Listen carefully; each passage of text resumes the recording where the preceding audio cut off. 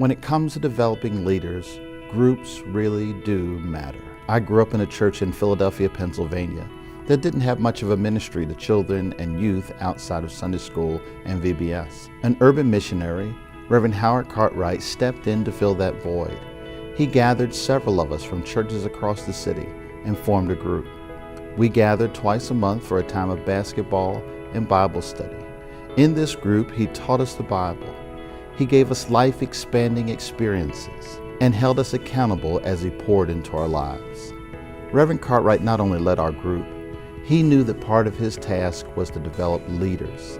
As I grew, I was challenged to be one of the Bible teachers.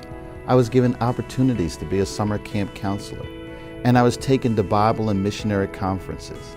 I can easily say that the time I spent in that group was the most influential time in my life.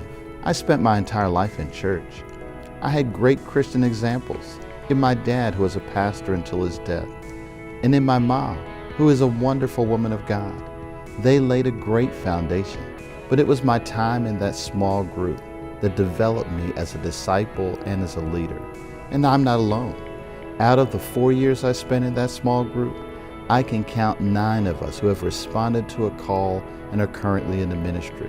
Additionally, there are others who today are deacons, trustees, teachers, and other leaders in their churches. The people leading your groups have been chosen by God to shape the lives of other people, but they can only reproduce who they are.